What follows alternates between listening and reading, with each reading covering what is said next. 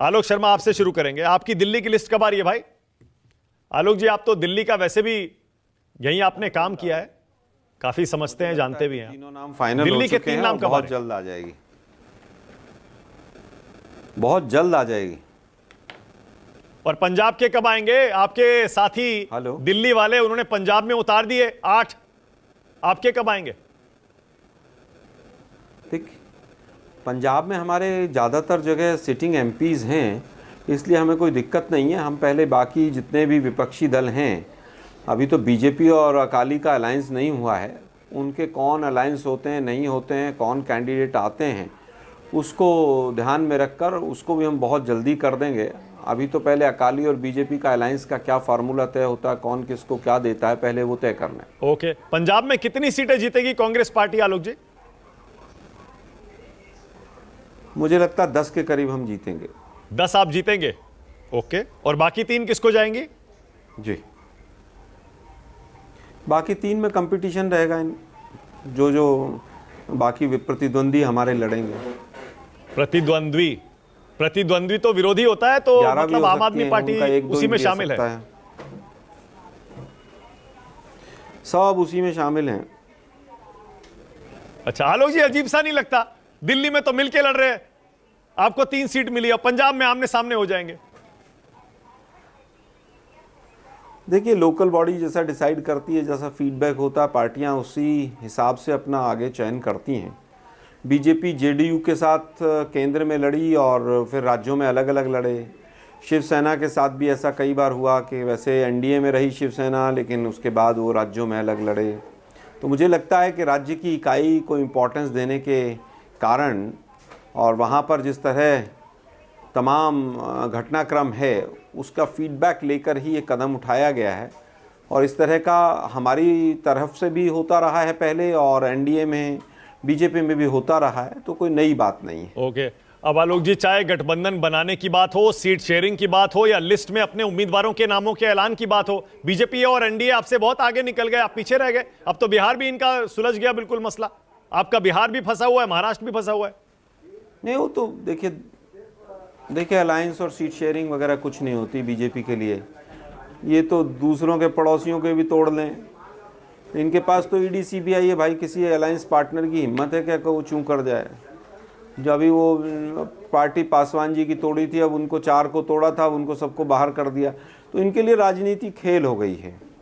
राजनीति जिस ढंग से बीजेपी कर रही है वो पूरा देश देख रहा है।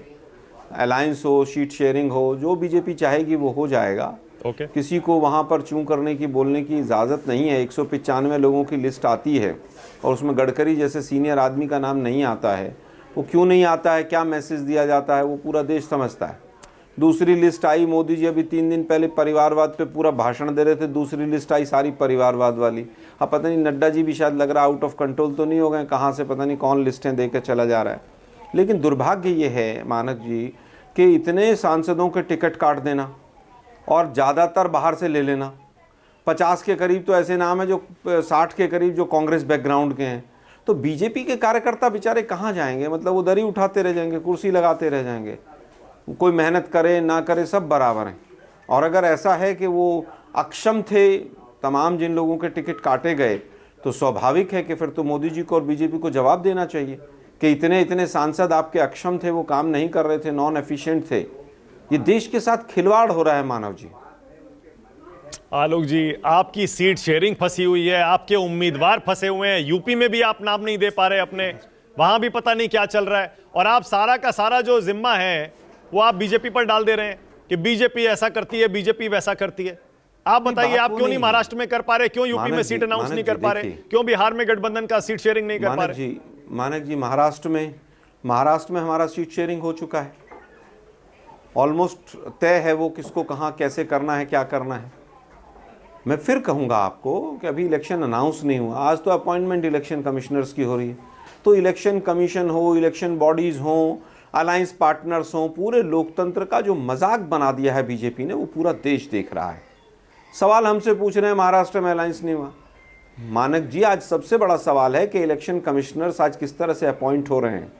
ये इतना बड़ा सवाल है देश के सामने कि किस तरह से लोकतंत्र की हत्या हो रही है।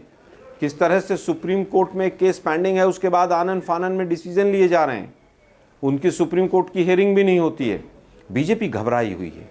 तमाम उनके जो इतना वो कर सकते हैं, उथल पुथल, बिहार में करो, हरियाणा में सरकार बदल दो, इलेक्शन कमिश्नर बदल दो, ये कर दो, वो कर दो, ये सब चीज़ें मिलकर ये बता रही हैं कि बीजेपी का जाना तय है।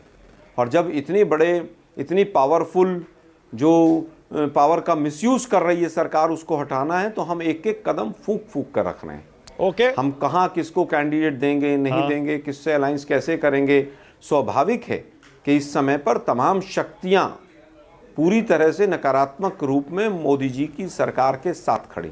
ओके आलोक जी, आपकी तीसरी लिस्ट कब आएगी, थोड़ा बताइए ना। और क्या कमलनाथ जी चुनाव लड़ेंगे क्या? नकुलनाथ को उतारा है उन्होंने छिंदवाड़ा से, कमलनाथ जी लड़ेंगे क्या आलोक जी? देखिए, कमलनाथ जी एमएलए हैं वहाँ से, वो लड़ेंगे कि नहीं लड़ेंगे वो तो कमलनाथ जी बेहतर बता सकते हैं। लेकिन कुछ राज्यसभा के हमारे सदस्य हैं, कुछ सीनियर लोग हैं, और वो शायद हो सकता है ना लड़ें। लेकिन फिर भी मैं कहूँगा कि अभी बहुत इम्पॉर्टेंट समय है हमारी पार्टी के लिए। एक एक कैंडिडेट हम बहुत सोच समझ के देंगे कि किस तरह से हराया जाए बीजेपी को। बीजेपी के कैंडिडेट्स तो सिटिंग एमपीज छोड़ छोड़ के भाग रहे हैं, लोग टिकट वापस कर रहे हैं, और फिर उसकी जगह रिप्लेसमेंट नहीं मिल रहा है इनको। तो मुझे लगता है कि आज आधी बीजेपी तो कांग्रेस में आलोक जी गलत कह रहे हैं। पवन सिंह ने वापस नाम लिया था लेकिन फिर से बोल दिया लड़ूंगा, और इधर दिल्ली में तो आपको पता ही है सबका रिप्लेसमेंट मिल गया, गौतम गंभीर का मिल गया। परनीत कौर जो आपकी नेता थी वो बीजेपी में आई हैं आज। मानक जी, ये रिप्लेसमेंट नहीं है। हाँ, मानक जी, ये रिप्लेसमेंट नहीं है, दिल्ली की जनता के साथ धोखा है। आपने जिन सांसदों को रखा उनको क्यों हटाया? आप प्रेस कॉन्फ्रेंस करके बताए बीजेपी कि क्या दिल्ली में वो सांसद सारे नकारा थे? दिल्ली में बताएं कौन सी यूनिवर्सिटी बनाई, कौन सा एक 200 बेड का हॉस्पिटल केंद्र सरकार ने बनाया। अच्छा आलोक जी, किस सांसद ने कौन सा मुद्दा उठाया? अरे थोड़ा सा मुस्कुराइए ना आलोक जी, मुझे लगा कमलनाथ पर सवाल पूछूंगा आप मुस्कुराएंगे, आप मुस्कुराए ही नहीं। जी जी, बताइए। आपने तो सीधा सीधा जवाब दे दिया। नहीं, मैं भागता हुआ आ रहा हूँ एक्चुअली। जी जी, मैं कह रहा हूं कमलनाथ के नाम पर तो मुस्कुराना चाहिए था आपको, मुस्कुराए ही नहीं आप। नहीं, मैं एक्चुअली क्या था मानक जी, मैं बहुत दूर था और भागता हुआ आ रहा था, मैं लास्ट मोमेंट पे आके बैठा हूँ। अच्छा ठीक तो है, आप चिंता ना करें, मैं मुस्कुराऊंगा भी, सारे सवालों का अरे जवाब बहुत दूंगा। बढ़िया। तो आप थोड़ा सांस लीजिए, गुरु प्रकाश के पास जा रहा हूं फिर इतने